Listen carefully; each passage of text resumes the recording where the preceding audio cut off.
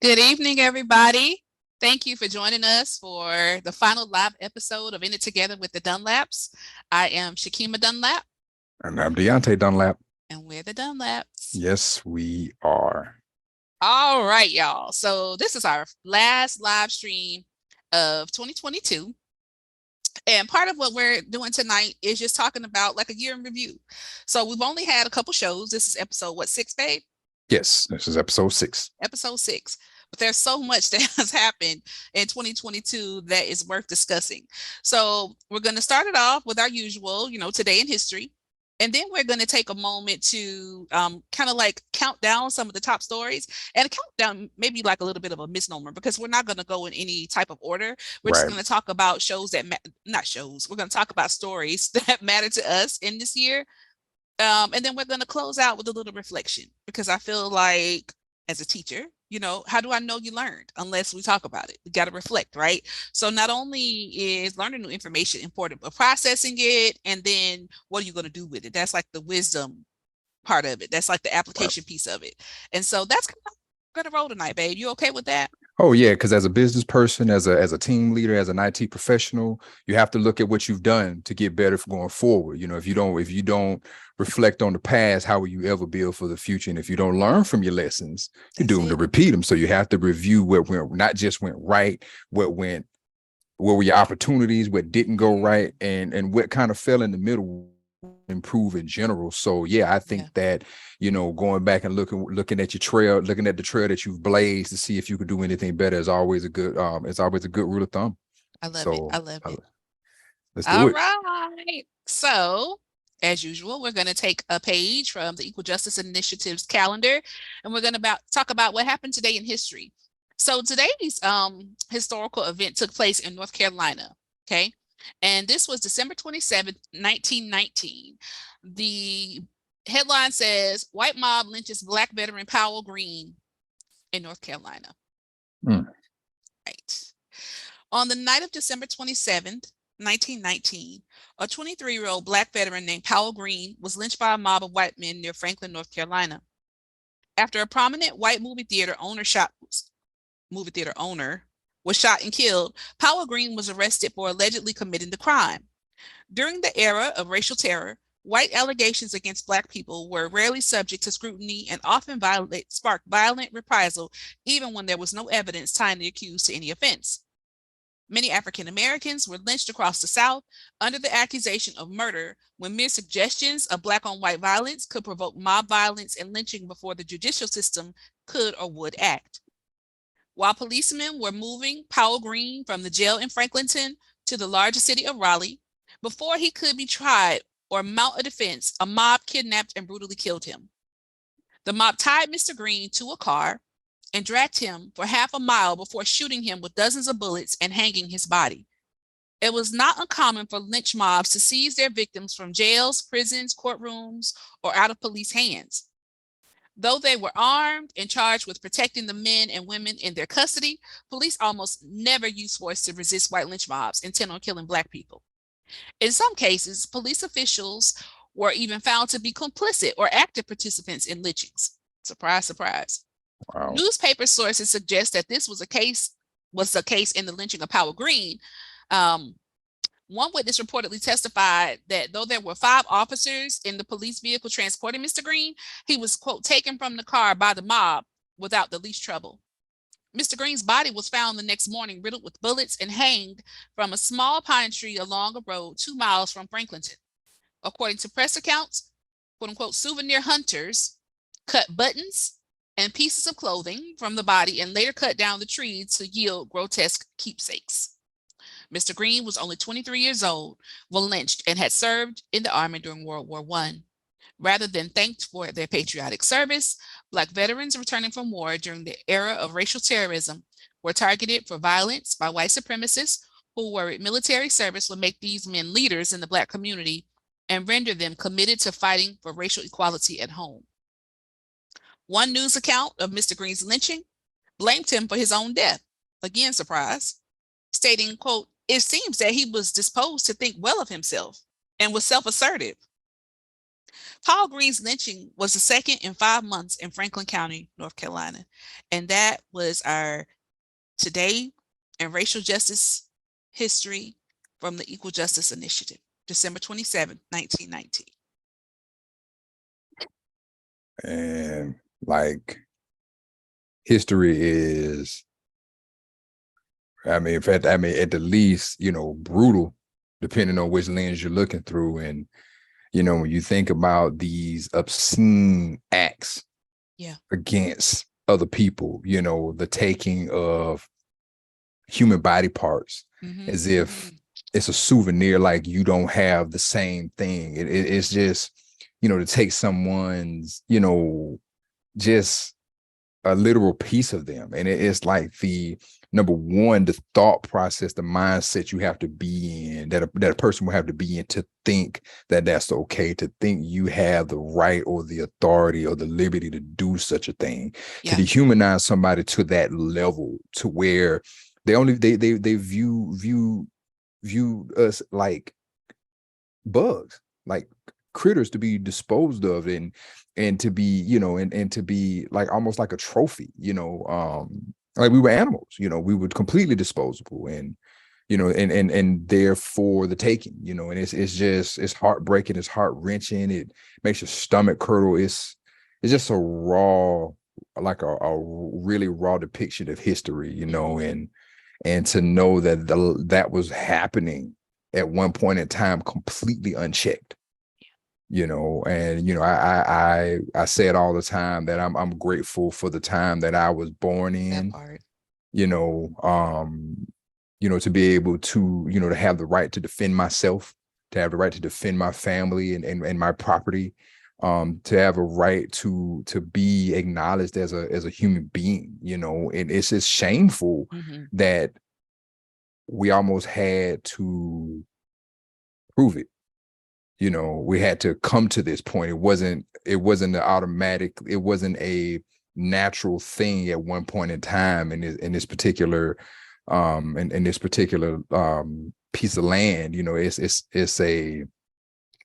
It just boggles the mind, well, it really doesn't boggle the mind when you think about the way war happens, when you think about, how, just violence in and of itself, the nature of violence, it dehumanizes that in which it's inflicted on.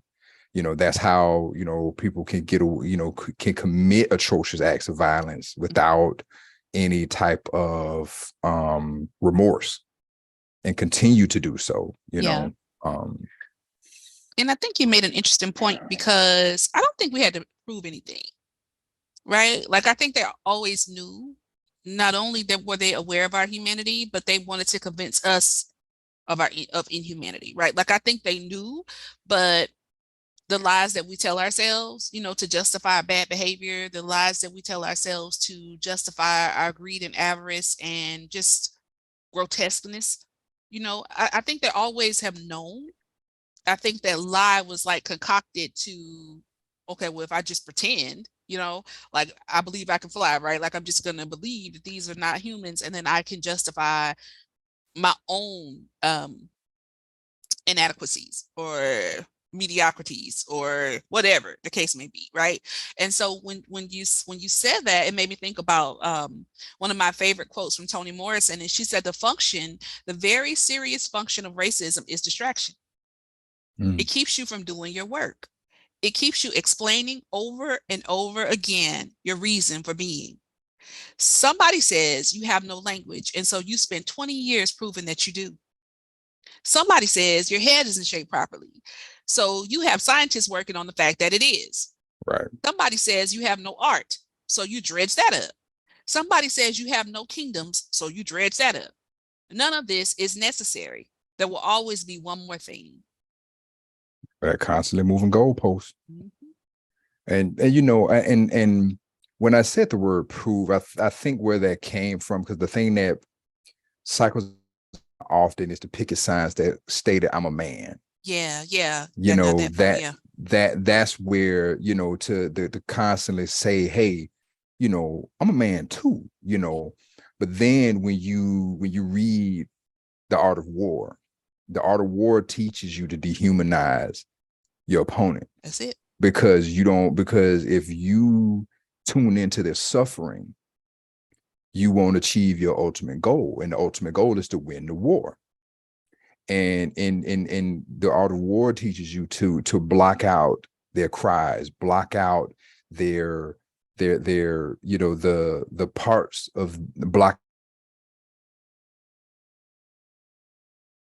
parts of them that connect with you and make them seem as if they're different from you. Yeah. Block out their cries. They're not, you convince yourself that, they convince themselves that they're not the same. And it's even beyond, even at the base level where life is life, it's like, there's no, it's like, yeah, but your life is inconsequential in comparison to the overall goal here, and that's just a brutal lesson on just the,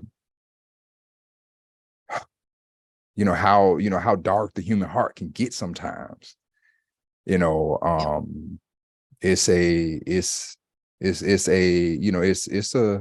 It's a really eye-opening thing, to really understand the depths that people will go, especially, people who feel justified to their ends, and even if that justification is that you're lesser than me, or that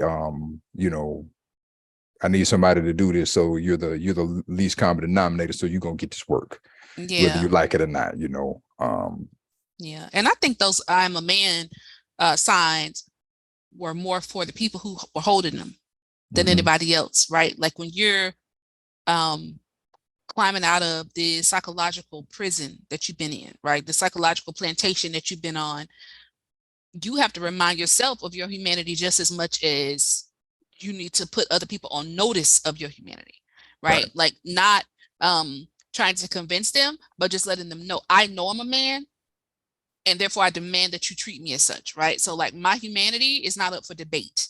And every time I say it, that there's something that like intensifies down within me that inspires me to live according to what I say I am, right? So like one of my we're in the middle of Kwanzaa. Well, Kwanzaa started yesterday, and so Kwanzaa runs from the day after Christmas up until New Year's Day. And like one of the principles of Kwanzaa, which is today, is Kujichagulia, which is self-determination, and that's the power to name, right? The power to decide who you want to be, the power to name yourselves, the power to say this is our collective journey. And that's why today is like one of my most favorite principles.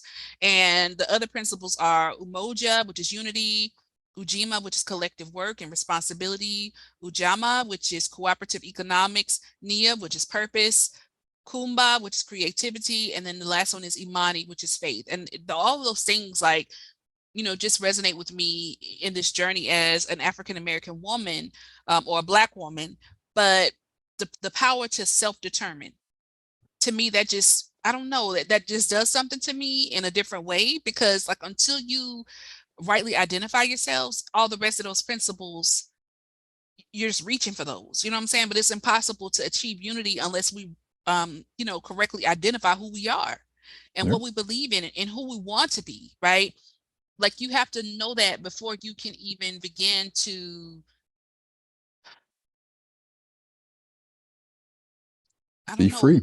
Yeah, like It's the basis part of of knowing who freedom. you are, right? And I think that's why they did such a deliberate job of stripping us of that, because we've been spending this entire time that we've been in this land, regardless of however you got here, whether you were always here or your people came from, the transatlantic trade, but the Mafa, we've been spending all this time just trying to figure out like who we are, trying to name ourselves and trying to figure out what to call us. Is it African American? Should we say that? Like how many of us have stepped foot on Africa? Like, is it Black? Should we say that? That's a derogative word to some people. Like all these things. And we're just like chasing our tails trying to figure out who we be, right? Who we be. And so I think that's, I just wanted to highlight that. And also in this process of talking about, the power to name things, I've been hearing a lot of sentiments, especially on social media, about, well, Kwanzaa is just a made up holiday. And I'm like, which one isn't a made up holiday? Like they're literally all made up. you Somebody know. came up with them at some point. It I'm was a saying, party like, even that your somebody birthday, said you we should you do you this were every there, year. but you don't remember. You couldn't look at the clock and see what time it was. So somebody Right. signed a piece of paper and said, "This is a collective agreement that you were born this day and this time." You have no, you weren't there. For all you know, I mean, there are lots of people who celebrate two birthdays. I mean, look how many centuries our ancestors were in this country and couldn't even say how old they were, right? Like, I think I was born between this year and this year. Like, I could be 60, but I might be Yeah. 55. Like, who knows? Like, when you start to think about it in those terms, it just starts to, like the idea that somebody who literally put Christmas near the winter solstice for like whatever reason so they could celebrate all these other pagan holidays at the same time, or like Easter to celebrate Ishtar, and you got the bunnies and eggs.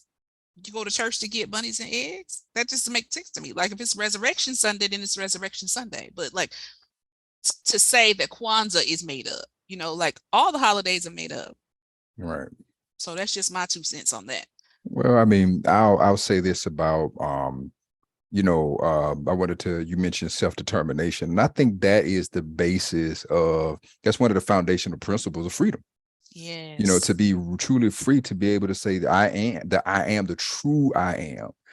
That's where it begins, is that self-determination, like who you are, who you aspire to be. I think that is the one of the core elements, if not the core element to freedom. It's that recognition of self and the worthiness of self, and the vision for self. Um, so yeah, I couldn't agree more. I said all that to say I couldn't agree more. I think that self-determination principle is an incredible piece to to freedom on any level. Well, so Well, you ready to talk about the soup of the day? You want to get listen, into it? I was gonna say, you Let's do it. I I know you got mean, some nonsense over there to talk about, hey, so I always got some nonsense to talk about them on top of some sensible things, but we got to keep it balanced, fair and balanced. Some nonsense with a little bit of sensibility. a But mess. would you like what? So okay, I guess we can go back and forth on what we think are some really good stories from this Okay. year. Some things that happened this year that was either monumental, pivotal, Petty. petty, ridiculous. We've had, this year has been a plethora of everything. It's been a smorgasbord, or whatever kind of good, bad, in between drama. So whatever you want to call it, dramas, comedies, whatever you want to call it. This year has been that, and then some. I personally can't wait for 2023. I'm really, really hopeful for 2023. Because 2022 just need to sit itself down and just go on by this. Have a seat. A Um, stadium full of seats. yeah, I'm like, yeah, 2022 deuces, literally, deuces to you. Right. You can keep all them twos, player. I'm good with it. So let's talk about it. Year in review. What would you like to start with, my love? What was one of those, things you would like to, that kind of, hit home for you, or marked a moment for you this year? So I think I'm gonna try to tie two together. Okay, Okay. So I want to talk about the GOAT retiring, Serena. let's go. Serena Williams retired this year, and I don't ever remember a time of Serena and Venus not being in the world of tennis. Like, I just don't remember a time. It was just like, I don't. What were they doing before they showed up? I don't know. Like, I know they had Arthur Ashe, they had Althea Gibson, they had, but like, for me, Venus and Serena kind of set it off as far as my entree into tennis. And so that was, for me, that was very pivotal this year. And for her to step away in the way that she stepped away, like, Mm-hmm. it was very deliberate. It was very professional and classy and just black girl excellence. And I think the one that I want to tie to that is kind of like, she had her great moments, and then in some way, like, because the King Richard movie came out, she was connected to the Oscar slap. Oh yeah, yeah, yeah. It was Like, that kind was of their an night, right? That was their yeah. night to celebrate the film. That's true. And, Yeah. That was kind of tainted a little bit, uh-huh. but I think that, I think that the movie still told the story that it intended to tell. Mm-hmm. I still think it's worth the merit despite what happened. I still think it was a worthy story about, their dad and their life. I think it was still worthy to for the praise that it received, Yeah. despite what happened after the fact. And kind of going back to Serena, as a fellow athlete, one of the things that you always want to go out on top. You always you always want to retire. You always want to put whether it's your baseball bat, the basketball, the tennis racket, the boxing gloves, and you always want to do it with all your health intact. As somebody who has sustained my injuries, as an athlete, to have somebody that can retire with, no real announced major injuries, and she, was able to leave, and if she wants to come back out of retirement, she can. I think so too. If she wants to, and her, she took body, she took care of her mental state, and so she was able to leave the game on her terms. And I think that's how you want to go out. Very few athletes get to do that. They get to go out on the top of their game. They get to go out as not forced by time or by, like I said, by the body giving out. It's just, you just decide one day, hey, I've done it all, I've seen it all, I've beat them all. I think I'm good. I think I could put this, I think I can close this chapter. I'm satisfied with my performance, I'm satisfied with my accomplishments. So I think I can walk away. And it's very few athletes that can do that, very few. And I tip my hat to her. See that, this because I didn't watch tennis until her and her sister started playing. I didn't, I heard about it, but it wasn't a sport that I was Yeah. interested in. And but when someone comes in, particularly a black woman comes in and dominates, and sets records and things of that nature, and despite whatever negativity they tried to shine on her or try to taint her legacy, she still just brushed it off and just kept it moving, and was And able Crip to, walked on him. yeah, still, stayed as black as she can be, and not really, and not really kowtowing, to the masses. And I have to, again, somebody who's in the public eye and is always in front of people, I have to salute that. So that was a good one. But I don't think that although the snap was on the news all the time, but I don't think it was enough to outshine what that family has truly done. Yeah, I I don't think think that it was outshined more, it, but it was unfortunate yes. that the moment was tainted by that, I think.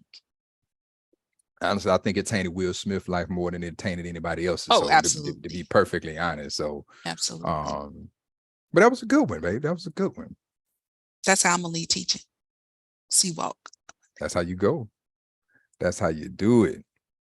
You know, kind of, one of the top, stories, or I guess you can call it. I don't think it's a story, but one of the top issues or top news, or whatever you want to call it, news stories, whatever you want to call it, this year for me. And I think a lot of us can relate to this. And it's not necessarily a story, it's where we are right now. And this is the rising inflation, the Oh yeah. constantly rising inflation, and the rising cost of living. That's I know that's something that we all, are feeling the pinch of, is, whether it's at the grocery store, whether have been, working in the IT space, we've struggled getting, equipment where we need it. Critical pieces of equipment has had a, kind of put a bit of a chokehold on a lot of different projects. And and I know it was just beyond the tech space. I know we saw supply chain issues, not supply chain. I'm sorry, but the supply chain issues does have an impact on the inflation.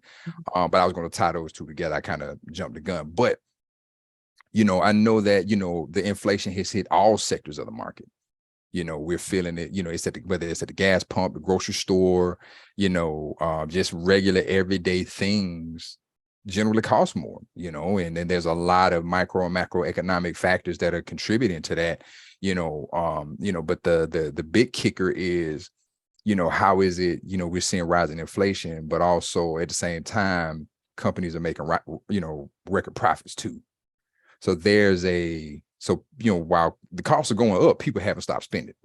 So the inflation isn't enough to make people stop spending, but it's enough to definitely enough to, I'm sure there's a lot of households that, are, pretty strained, by this. And, I mean, I, I mean, I I, the grocery shopping, right? Like oh yeah, eggs, like $6 for a dozen eggs. Like and we're not getting paid more, right? So right. like it's absolutely hurting our bottom line. Like I think about meals, right? So like if you cooked holiday meals, if you look at how much you spent to prepare that same meal this year Mhm. versus last year or even the year before, like that that makes a huge difference. And I just remember like, times when we went to the store together and like we would have like two buggies full of stuff, and it would be like 275, 300 or whatever. And now I could buy 15 items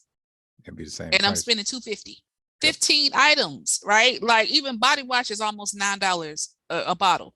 Like yeah, and then we're not getting cost of living increases. Yep. So I just don't understand. Like I know there's supply chain issues. I get that. But like somebody's cost of living needs to go up if we're going to be able to survive this. Like Yeah, it needs and to be a food stamp card or something. I don't know. But like, nah, I don't disagree with that. I fully agree, and one of the things I was going to tie into that is the supply chain issues, mm, you know, and all of it, or at least that the way it's being presented was a derivative of or a result of COVID, where we don't have as many people in the workforce as we once did. So a lot of the people that were once, a lot of people that once worked the shipping docks in these places where the product comes in, they're just not the people there to get the product, the product to its destination, and then you have, like shortages and things like microprocessors and things that we use for everyday living, like our phones, these things, and how the strain on the supply chain drives the cost up. but So didn't now it burn down some of those facilities too? it's allegedly, Okay. it's allegedly some of those facilities have been burned down. I don't think they've ever really um proven that. Mm. And so, these, the supply chain, now it costs more to get products to the store. And who's going to feel it? The consumer. And so that's an unfortunate truth, and again, like you said, the cost goes up, but wages don't, Yeah. and I'm not, quite sure what the solution is to that, because that's very complicated, Hmm. um that's very, very complicated. So it's a mess to say the least. Yeah. Well, It's I an just thank absolute mess. God that we don't have any babies, that we No. don't have any, we're not missing formula and stuff like that, because everybody can't nurse. Let's just be Yeah. honest, like for whatever reason, people make choices. Yeah. And sometimes they don't have a choice. Sometimes they have to have formula. So we are not in the breastfeeding shaming game. If you are, impacted by the lack of formula and that's your only choice, we empathize. And I Absolutely. pray for a speedy turnaround in that industry because again, our country, we talk a good game, but it's how we treat the least of these. And if you can't even feed the babies, like if you can't even make sure the babies um and the mothers are okay, then we need to sit down for a minute instead of talking about other people's civil rights violations. Right. Which brings me to the Ukrainian war. I feel like when the security documents came up missing, you know, I feel like we should have known something was gonna happen. Like I don't know Yeah. to the extent of it. And then when you start digging deep inside that and you start realizing that there are like literally Nazis inside the Ukrainian camp, it's like we're the lesser of two evils, I guess. I'm not sure, but I don't even know how Yeah. America could qualify as calling somebody the lesser of two evils. Like, are we one of the evils? I'm not sure. But Yeah. so that's definitely one of the top stories for this year. I don't think anybody thought it would be going on this long. I think Right. everybody thought that Russia was going to go on there mollywop, but here we are. Yeah, I don't even really have a whole lot to on that, because that thing is so it's complicated. But one thing I know about war is that both sides think they're the hero. Nobody believes that they're the villain. That's And it. so everybody's doing what they think is right for their side, and they're the hero, and the other side is the villain. And so it's just, you know, I know all I know is God's righteousness reigns supreme, and rest right gonna be right. And you know, it's a very, very complex situation with a lot of, you know, a lot of politics involved, a lot of money involved, of course. When you got land and people and policy, and you know, it's a mixture of everything. It's a combustive situation, you know. Um, I that's really like all I got in the chamber on Yeah, that one. I think our That's a grandkids tough will one. probably be figuring out what happened because we never know the truth. Yeah, You you know, know, maybe. there's so many lies on top of lies on top of lies and cover-ups and schemes and scandals, you know, like I think we're just finally figuring out the Iran Contra scandal, you know? Like so I think that probably our grandkids will be the ones who actually hear the truth about all the missing documents and like whether or not they were actually in their coffin at Mar-a-Lago and all this kind of stuff. But Yeah. like, yeah, it's yeah. So what's your next one? What you got? So I got a quick one, and then I got a quick good one. It sucks that the good ones Okay. are kind of quick. Okay. But then I have one to follow right behind that Okay. might So give tie me to both the of them inflation. then. Give me both of So them. so I start with the good one. So Okay. for all of our lottery players out there, everybody knows the lottery actually reached $2 billion this year. I just want a toe. I just want the pinky toe of that Just 2 billion. just like I'll take the pinky toenail of that 2 billion. I mean, but just the idea that, you know, that it reached, that it got that high. It was just monumental. I don't know. I So was there's like, money somewhere because people been buying lottery tickets. yeah, that's the question, you know, is our priorities is a mud now. You know, but I thought that was pretty cool. I thought that was a good thing to kind of call out for the year. You know, I'm not sure if we'll ever see that again, you know, but if inflation keeps going up and the dollar keeps losing its value, you know, $2 billion, you know, might not equal to the same Well, amount. like I said, I'll just take a Yeah. pinky toenail of that 2 billion. Thanks. Agreed. All right. So the other one I had, which is not so positive, which is not positive at all, actually, but Okay. it kind of leads to it kind of ties into the inflation supply chain, and it's the drought. So Mm, apparently, so according to the Washington Post, you know, I was looking at this earlier today. According to the Washington Post, over 80% of the United States of North America is experiencing a major drought. Major drought. And according to their sources, we haven't seen a drought like this in 1,200 years. is that you remember that picture I sent you? They had like the Mississippi and it was dried out. Is that the Mhm. cause of that? Yeah, it's the Mississippi is a part of it. But yeah, but we're seeing, but you know, heck, you can go this summer.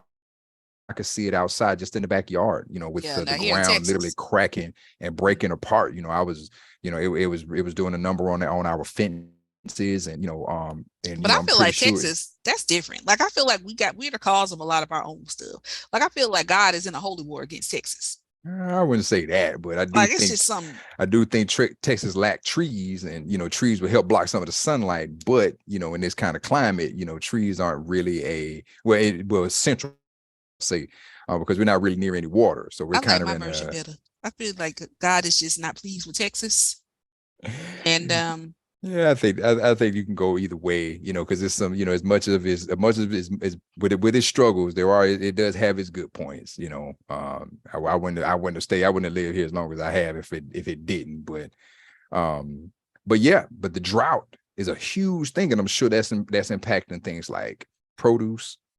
That's impacting anything that leverages the land to grow any type of vegetation. yeah, That's impacting a lot of our food sources.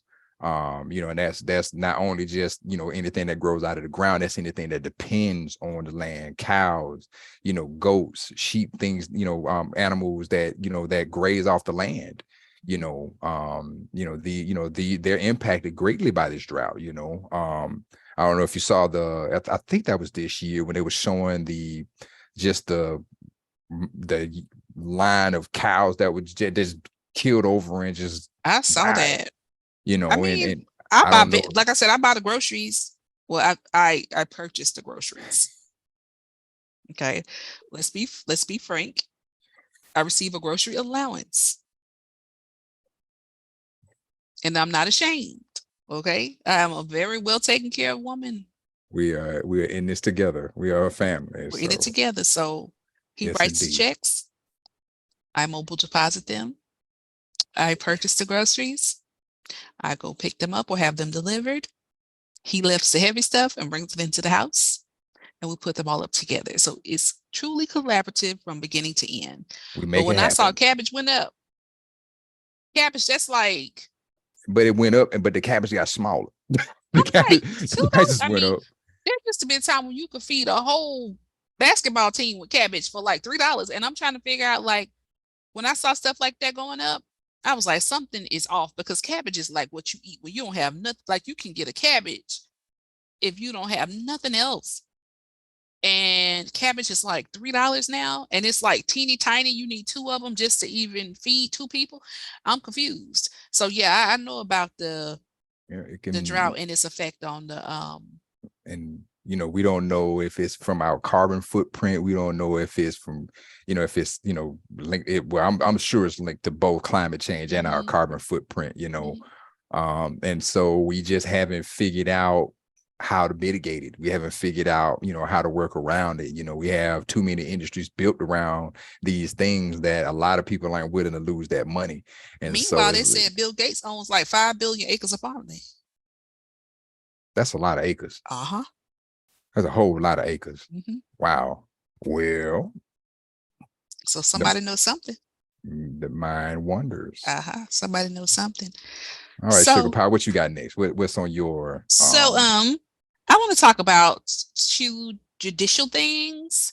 And the first thing I want to talk about well, is the confirmation of Justice Ketanji Brown Jackson. yeah, That was amazing to let's see. go. Like, in a lot of ways. Like, It was a one was fiasco. horrible because It was a fiasco. those men were in their feelings. Like, who bothered you like that? That black woman just sitting there minding her business, being excellent and smarter than everybody on the panel that was questioning her. That really threw them for a loop. And I was here to Yeah, see that. I'm whatever. But I yeah, will say that it was like vicariously traumatizing. I remember right. like aching down in my bones for her. Yeah. Watching them drag her like that and her having to, smize it off so that she didn't just obliterate them all. And Um, the questioning was just so out of line just and out of asinine. context. It's like have we stooped this low? Like Absolutely. all In of the you land of men slavery, are elected officials, and this, well, there you go. we stoop that low every day. We you stoop that low know, 3 times before breakfast. it's just shameful, it's just Yes. shameful, And so you the know. second judiciary thing, which is kind of tied to her, because I'm hoping that people like her, as some of the other people step down or fall off or whatever they're going to do, or Clarence Thomas case go to jail, Roe v. Wade was overturned, right? And so, obviously we're here in Texas, and this is the land where our governor puts, immigrants, and Yeah. drops them off at the vice president's house on like Christmas. So here it's like a felony type situation to have an abortion, but also to transport somebody. So like they're trying to make it so that people can get paid for snitching on people. If you see something, say something, right? Because we want, this is like a real Handmaid's Tale type situation. But so I, in my lifetime, I don't remember ever, I know that Roe v. Wade has always been controversial, Hmm. but I don't think I don't think I ever thought, it's almost like the Civil Rights Act, right? Like, who thought the Voting Rights Act and the Civil Rights Act would ever expire? Like, who thought that, right? Right. Um, but so Roe v. Wade, like, it's just amazing. And just in the midst of all the controversies about, what constitutes a woman. And then here we are, and we're saying like, women don't even have fundamental rights to their bodies. Like the idea of having an abortion or the idea of having, just having a pregnancy that you have to even consider terminating, that's something that women fundamentally understand that I don't think anybody else understands, right? And so even if you identify yourself as a woman, that's something that we uniquely, from the time that we begin to menstruate, we're always taught like this can ruin your life. If you have a baby that you don't want, or you have a baby by someone who, rapes you, or incest or whatever, like that's a fear. That's something that all women um have to grapple with at some point. And yeah, I'm hoping that we can get some of these people who are on there to just roll off, or however that happens, so that we can I see they preserved interracial marriage though for Clarence and his wife. You know, it's interesting. What always fascinates me is how certain things, certain rulings are subject to review. Mm-hmm. Like, I'm sure there's a lot of court decisions, there's a lot of Supreme Court decisions that deserve to be reviewed again, to go back and say, okay, I know this is legal, but that doesn't make it right. Just because something legality and righteousness are not the same. Right. And when you talk about, someone's right, again, someone's right to choose, someone's right to direct and self-govern themselves, and make decisions for their life, it flies in the face of what we supposedly stand for as a country. We talk about self-determination and being able to write your own ticket and do your own thing, but but up to this point, and this is what this proves, and to put it in, and then to go back into this idea of states' rights, which always bothers me. Yeah. When that's like a band and everybody playing different songs. How you gonna play a song? How you call yourself a band if everybody's playing different songs? When you're talking about fundamental human rights, fundamental rights to be able to determine what you want or don't want to grow inside your body. That's like saying, oh, you got a virus, but you got to keep it until your body purges. We can't give you antibiotics for it. I know that's a very small, I know that's a very inconsequential comparison, but I'm just, trying to point out the fact that, of what you choose to have in your body, what you choose to do with your body, whether you want to conceive or not. I don't have a judgment either way, because life is complex, and how a lot of these practices come into play aren't necessarily the same. Right. It's not always based in love and a good situation. It's not always based in even a one night stand. It's not even always based in under agreeable circumstances. Mm-hmm. And under most cases, people are like, yeah, don't deal with something that you didn't ask for. But in this particular situation, it's like, yeah, you kind of, to tell somebody they're stuck with something, and you have an option to give it to the state, which again, I don't know which one is The better. history You that know, we've seen of children being abused, the history that we've seen of, especially Black children coming up missing in yeah. foster homes, right? Like just coming up missing, just flat out abused and murdered, right? So, and then there are the cases of the women who have to choose their life over the baby's life, right? Like if you have a pregnancy that's not viable, and you know that the baby's going to die, but there are some states that are trying to prosecute you for having a stillborn, like for murder if your baby is stillborn. And so just all these things, like I don't think that common sense is something that just reigns supreme in this nation. I don't get it. But yeah. So those are my two. What else you got?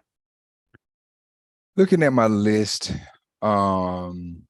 it's not a topic we need to talk about, but monkeypox showed up this year. It That was did. an interesting news flash. Kind It of had kept some of the everybody a little Negroes back scared. at home in the house for a minute too. Man, you looking at some of them doggone pictures. Yeah, that kept me in the house a little bit too. I was like, I don't know if I want to travel with got that kind of stuff going on. I don't know if I want to be out there in the world if I got to, have them big old things, and it seems so painful. And it's just like that just seems like that's not the move. Yeah, so yeah, monkeypox showed up, so that was interesting. Not interesting, but scary. I put scary, interesting, like watching a bad scary movie. Like you don't want to watch it, but you're stuck with it. Yeah. It's like it's Yeah, I on. mean, it basically is a movie that we probably watch. You know. I won't lie. Um, what about you? So, um, a couple things. Elon Musk and Twitter. That's a Texas story because that Joker got lots of stuff going on here in Texas. The Uvalde shooting is a Texas story. But I'm saying, like, there's some stuff with God in Texas, right? Like, I just don't. Black people making a mass exodus off of Twitter because Elon Musk has come in and it's become a place that's hostile, Yeah. right? Neo Nazis and all kinds of stuff. They're welcomed there, right? And so, like, lots of people who are doing it, really important critical work, really important community social justice work, are really thinking about, like, where else do we go? And so people have already started creating, other things. I know some people have gone to Mastodon. We used to have something a long time ago where it was just us, but we don't want to do that. We want to be where everybody else is. That's that self-determination piece, right? Like, oh, it's going Right. to be better because I'm not invited. I just want to be in there, right? The food is nasty anyway, but go ahead and sit at the counter. Yeah. So that's the kind of situation that we have.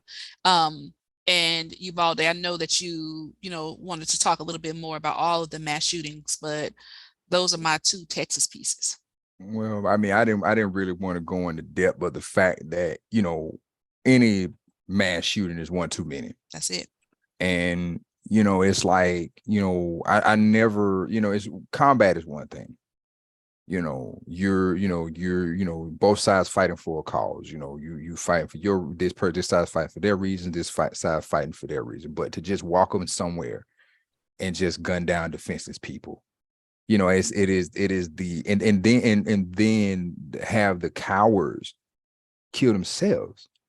And it's like, I don't it's like one of the to attack someone that can't defend themselves. It's like, it is I don't even know if you can call it cowardly. It's like, beneath, in my mind, it's beneath being a coward, you know and it's like, it does nothing, but just creates pain and suffering, to attack children, the most vulnerable, in our society, to attack children, the innocent. It's just, I will never be able to accept that. I would never be able to, you know rectify in my mind, even under the most mentally unstable, you know and to not have any real action take place to try to curb some of this behavior. Because I'm all about protecting yourself. I'm a proud, I'm a proud gun owner. How many, I'm trained, safety, everything, responsible. I'm a responsible gun owner. And I believe that there has to be some type of control. There has to be some type of, okay, at least a background, at least a legitimate background check, a Right. mental health check or something, you know. And so it just brings a lot to mind, what's the definition of someone of a right mind to own a weapon. But then again, if they're off that far gone in the mind, there's no telling, how they'll harm other people. Right. But digressing to my original point, this, like I said, we've had one, like I said, one is too many. But given the numbers that we've had this year, I don't even know off the top of my head. I know it's more than three, and that's way too many. We're talking about people just being, people walking into a room and just gunning people down, people walking into a store, gunning people down, just pure. I mean, I rarely call things evil.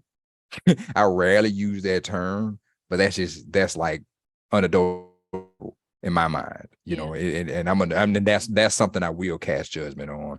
Because I don't, taking, taking an innocent person's life, who has no bearing on you is just, that's just one of those things. That's just something I can't, like I said, I can't justify in my mind. Um, I can't reconcile in my mind. I'll put it like that, or justify. Thank you, babe. And Queen Elizabeth died. Yeah, that was 70 years. Mhm. 70 years as Queen of England.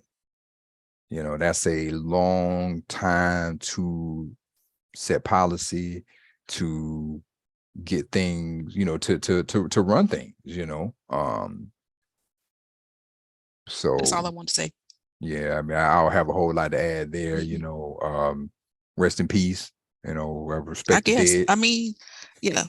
I'm just okay. So let me be I fair. I mean, Let me be fair, right? Like there are still places on this earth that are impacted by British colonialism. And so it's not like she didn't have a chance in her lifetime to totally eradicate that stuff, right? And then since her passing, the stories that we've been told about, like what happened in that palace, the racist stuff that happened in that palace to Meghan Markle. Now, I'm not saying, hey, Meghan Markle knew what she signed up for when she went over there, but the stuff that has come out since then, like the interactions that they've had, like I don't know if you saw, but like Camilla, like she was a black baby was trying to touch her and she like grabbed the child's shirt to keep from touching its hand. oh Like wow. Yeah. I so I it's just all kinds of rarely, stuff going on, right? And so yeah. the Irish, so to me, the best part of it all was Black Twitter and Irish Twitter uniting. And those few days were amazing, right? So if you didn't go on Twitter during that time and see, go in the archives. Like that to me, that was like the most electrifying thing just to see both of those groups of people who had been terrorized by the British monarchy to just come together and, have their voices heard. You never know how people are going to celebrate you when you leave here, right? That's So I true. think we all could use this reminder to just live a life that you don't need to people should remember you well because you did good things. Yep. It's not like people are going to remember you for doing bad things if you didn't do any bad things. Just don't be a colonizer. Like it's just that simple. Yeah, I think that's important. Don't be a colonizer. All right, my love. We're at 5 minutes. We have 5 minutes to reflect on Oh, this wait a minute, I year. ain't even talk about the petty stuff though. Oh, the petty stuff. Well, let's get to the petty I then. mean, well, Petty's in. Brittany Griner, that's not petty. Well, Oh, it is petty that she went to a prison camp in Russia for some, what was it, cannabis oil?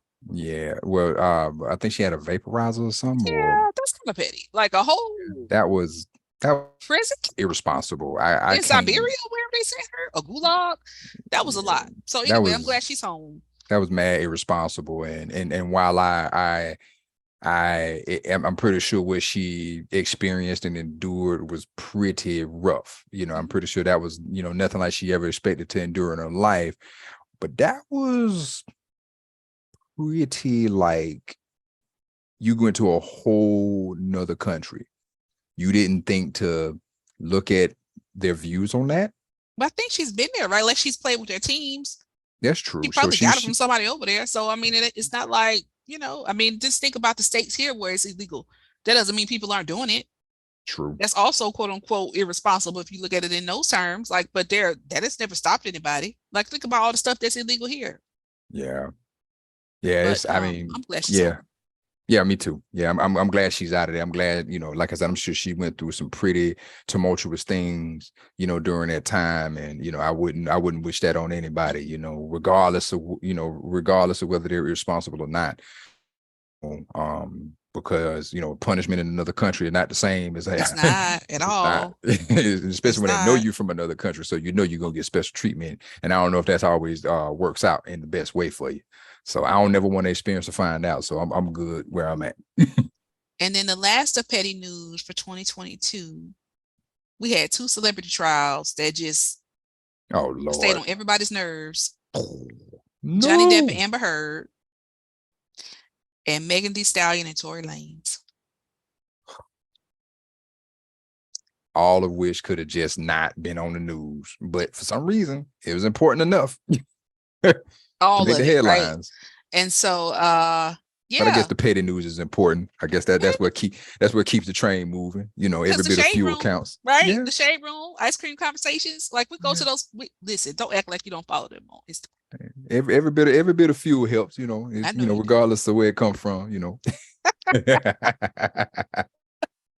So, All right. I hop on the petty train every now and then Yeah, and, you see do. what's I know you happening. do. Take a tour of town. You actually drive the petty train. Yeah, I can. You drive it. I could be a very good You be on conductor there on and the go petty whoop. train.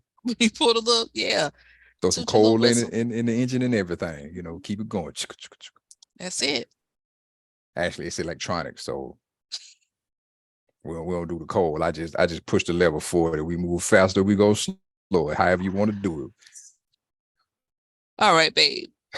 Close us out. What do you want to leave in 2022? What needs to stay here? Besides like Person baby hairs and stuff, like we're not doing that no more.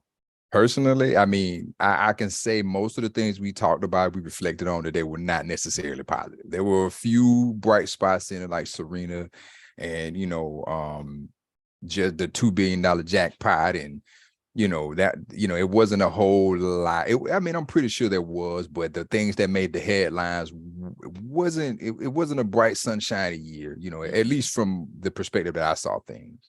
So I would love for to leave some of this drama that 2022 brought in, love to leave some of that at the door, and start 20 and move into 2023 with a lot less drama, with a lot less,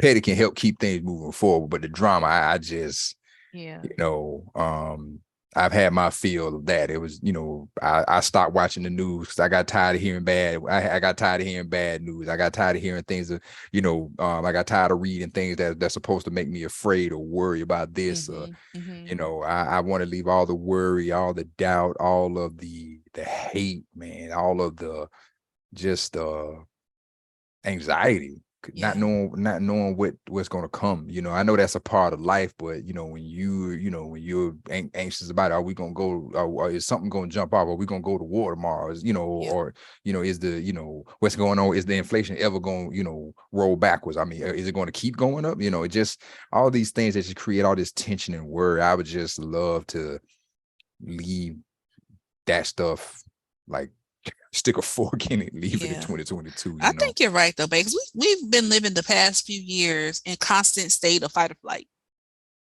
and just, we went from like literally seeing bodies dropping, and bodies like in frozen trucks outside of hospitals and stuff like that, just really just trying to figure out like, are we gonna survive going to the grocery store or not?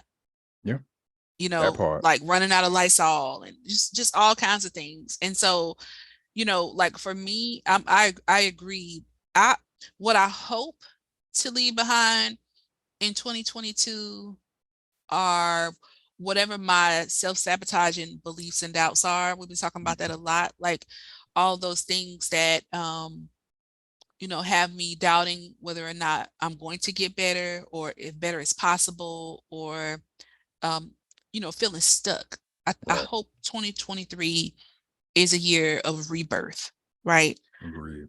I perceive, and I could be wrong, we'll have this as an archive. I think we're going to see a lot more social activism in 2023. And I don't know what it's going to take for that to happen. I hope nobody dies, because that's usually the only time we move into any kind of, social justice work in this country. But I do feel like 2023 is going to be a year where we're going to see more activism. And I think because, we saw the George Floyd situation taking place like right around the time where people were starting to be like, they were wearing masks out there trying to protest. But I think people have moved beyond that now. And so now that the collective fear is subsiding, people are going to get back out in the streets and want to make their voices heard. Mm-hmm. So that's my projection for 2023, that I think we're going to see a year of more social justice activism. I'm Yeah. hopeful. I'm not sure what 2023 is going to bring. I'm ready for whatever comes. But one thing I would like to say before we wrap up, speaking, kind of, in the spirit of what we were talking about with the Queen, I do want to, send prayers and condolences to everybody that lost somebody this year. Mm-hmm. I've seen, several friends, several family members this year, um, be called home, and it's been that's been another side of this year, to see a lot of, fallen soldiers, and a lot of, fallen compatriots, people that you love, and whether they were close to you, whether they're famous, I just, send a condolences and love to all of the families out there that's been impacted by losing a loved one. That's something that's, that changes your life forever. And so those of us those who had to endure that this year, my heart goes out to you. To all my friends, my family, our friends, our family members, who've experienced this year. We send our love, our condolences, our hearts to you all. And you're in our prayers, and we look for a brighter, much better 2023. I love that. And I would just say, to add to that, in 2023, my prayer is that everybody under the sound of my voice will be peace, so they can have peace. Absolutely. Peace and joy and goodness and mercy be unto you in the same measure that you mete it out to others. Absolutely. That's it. Be what you want to experience in return. And I think time is up for us, overly extending benevolence to people who mean us no good, right? Like, people, there has to come a time where we believe things as we see them. Yeah. As opposed to, thinking that we can outgood somebody, or if I just do the most, then they're going to appreciate me more. No, they won't. Right. So in the spirit of Kujichagulia, self-determination, be peace, be justice, be mercy, be grace, be love, in the same manner that you wish for it to return to you. Absolutely. I couldn't have said it better myself, baby. Well, all right, folks. I love you too, baby. All right, folks. We're going to go ahead and conclude this one. We thank you all for tuning in. We will be back again next week, same time, same channel. I am your co-host, Deante Dunlap. I'm Shekema Dunlap. And we are the Dunlaps, and we're We in are it the together. Dunlaps. Yeah, we're in it together. See you next week, y'all. All right, 2023 is coming. Happy New Year, everybody. Happy New Year, everybody.